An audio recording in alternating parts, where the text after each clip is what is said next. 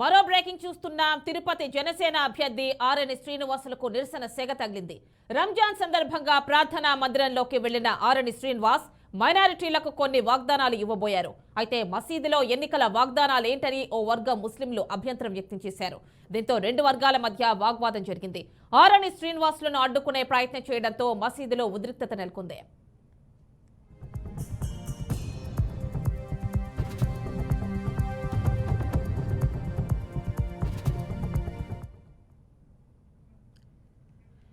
తిరుపతి జనసేన అభ్యర్థి ఆర్ఎన్ శ్రీనివాసులకు నిరసన సెగ తగిలింది. రంజాన్ సందర్భంగా ప్రార్థనా మందిరంలోకి వెళ్లిన ఆర్ఎన్ శ్రీనివాస్ మైనారిటీలకు కొన్ని వాగ్దానాలు ఇవ్వబోయారు. అయితే మసీదులో ఎన్నికల వాగ్దానాలేంటని ఓ వర్గం ముస్లింలు అభ్యంతరం వ్యక్తం చేశారు. దీంతో రెండు వర్గాల మధ్య వాగ్వాదం జరిగింది.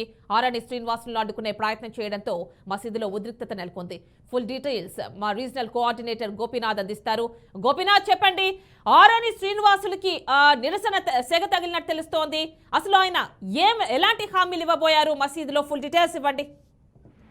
మొత్తం మీద తిరుపతి ఎన్నికలకు సంబంధించి అంటే ఎక్కడా కూడా ఎన్నికల సంబంధించి పెద్ద ఎత్తున అభ్యర్థులను కూడా ప్రచారాల్లో నిమగ్నమయ్యారు. అయితే తిరుపతిలో జనసేన అభ్యర్థి కూటమి అభ్యర్థిగా ఉన్నటువంటి ఆర్ఎన్ శ్రీనివాసులు గత కొద్ది రోజుల నుంచి కూడా తిరుపతి పట్టణంలో పాటు అన్ని చోట్ల కూడా తిరుగుతున్నాడు. అయితే ఇవాళ పవిత్రమైనటువంటి రంజాన్ మాసం కావడంతో బాలాజీ కాలనీలో ఉండే ఒక మసీదు వద్దకు ఆయన వెళ్లడం జరిగింది. అక్కడ కొంతమంది ముస్లిం సోదరులను కలిసి వాళ్ళకి అందరినీ కూడా విష్ చేస్తూ కూడా ఆయన చెప్పడం జరిగింది. అదేవిధంగానే అక్కడ జరుగుతున్నటువంటి ప్రార్థనలో కూడా పాల్గొనడం జరిగింది. అదే సందర్భంలోనే ఆయన కొన్ని కీలక వ్యాఖ్యలు చేయడం జరిగింది. అంటే వాళ్ళందరినీ కూడా ఉద్దేశపరుస్తూ కూడా మీరందరూ కూడా నీతికి, న్యాయానికి, ధర్మానికి మీరందరూ కూడా కట్టుబడి ఉండి నన్ను గెలిపించాలంటూ కూడా కొన్ని రకాల మాటలు మాట్లాడే కొద్ది ఒకసారిగా మరికొంతమంది అంటే అక్కడ ఉన్నటువంటి ముస్లిం సోదరులు మరికొంతమంది దీన్ని ఆక్షేపిస్తూ కూడా వాళ్ళు మాట్లాడడం జరిగింది. ఎందుకంటే ఇది పవిత్రమైనటువంటి ప్రాంతం, ఇక్కడ మీరు ఎన్నికలకు సంబంధించిన వాగ్దానాలు కానీ లేదా ఎన్నికలకు సంబంధించిన హామీలు ఇక్కడ ఇవ్వద్దని, దయచేసి బయట వెళ్ళి మందిరం బయట వెళ్ళి మీరు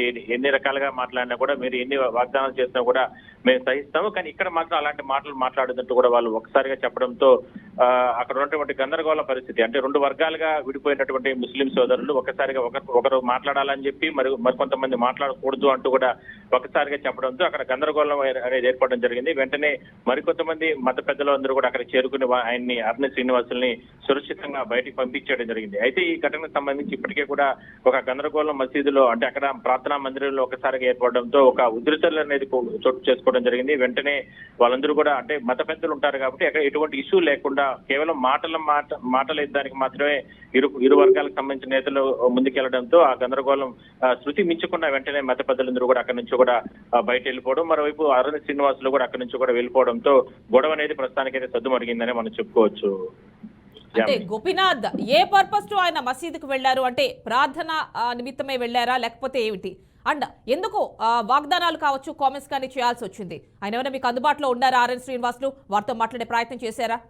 అంటే సహజంగా ఇవాళ రంజాన్ మాసం అన్ని పార్టీలకు సంబంధించిన అభ్యర్థులు చాలా ప్రాంతాల్లో అక్కడ ఉన్నటువంటి మత పెద్దలు కానీ లేదంటే పవిత్రమైనటువంటి మసీదులకు వెళ్ళడం కానీ అక్కడ ఉన్నటువంటి ముస్లిం సోదరులను సోదరిమణులను కలవడం కానీ వాళ్ళకు జరుగుతున్నటువంటి ఎన్నికలు దగ్గర ఉన్నాయి కాబట్టి దానికి సంబంధించినటువంటి వాళ్ళు ఏం చేయబోతున్నారు ఏంటి అంటే ఎన్నికల్లో గెలిచిన తర్వాత ఏం చేయబోతున్నారు అలాంటివన్నీ కూడా సహజంగా రాజకీయ నాయకులు మాట్లాడుతూ ఉంటారు. కానీ ఇక్కడ జరిగింది ఏంటంటే అలాంటి కోవలోనే అక్కడ వెళ్ళిన సమయంలో ఒక్కసారిగా వాళ్ళందరినీ కూడా పరామర్శించి వాళ్ళకందరూ కూడా విశేష చెప్పి తిరిగి వచ్చే సమయంలోనే ఇలాంటి ఘటన చోటు చేసుకోవడం జరిగింది. వాళ్ళు కూడా కొంతమంది ఏం చెప్పారంటే మీరు ఇక్కడికి వచ్చారు, పవిత్రమైనటువంటి ప్రాంతం కాబట్టి ఇక్కడ కేవలం మాకందరికీ శుభాకాంక్షలు మాత్రమే చెప్పండి, బయట వెళ్ళి కానీ ఏదైనా రాజకీయపరమైనటువంటి ప్రసంగం మీరు చేయండి అంతే తప్ప వాగ్దానాలు చేయండి తప్ప, కానీ ఇక్కడ లోపల ఆలయం లోపల ఇక్కడ మీరు అలాంటి కార్యక్రమాలు ఎవరు కూడా చేయొద్దు అంటూ కూడా కొంతమంది ఆక్షేపించారు. మరి కొంతమంది మాత్రం ముస్లిం సోదరులు ఖచ్చితంగా మీరు మాట్లాడండి పర్వాలేదు, ఎందుకంటే ఇక్కడ చాలా మంది ఉన్నారు కాబట్టి దాదాపుగా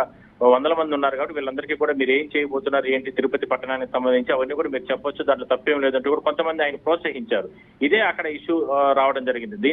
ఇవన్నీ కూడా గమనించినటువంటి అక్కడ ఉన్న మత పెద్దలు ఇది గొడవ అవుతుంది, చాలా తీవ్రమవుతున్న ఉద్దేశంతో ఆర్ఎన్ శ్రీనివాసులు ఒకవైపు బయటకు పంపించాడు, మరోవైపు ఇరు వర్గాలకు సంబంధించిన నేతల్ని అక్కడ ఉన్నటువంటి ముస్లిం సోదరులందరినీ కూడా వెంటనే ఈ గొడవని ముందుకెళ్లకుండా కూడా మాటలతో దాడి వరకే పరిమితం చేయడంతో గొడవ సద్దుమరిగింది. వెంటనే అక్కడి నుంచి ఆర్ఎన్ శ్రీనివాసులు కూడా బయటకు వెళ్ళిపోవడం జరిగింది. Right Gopinath, thank you.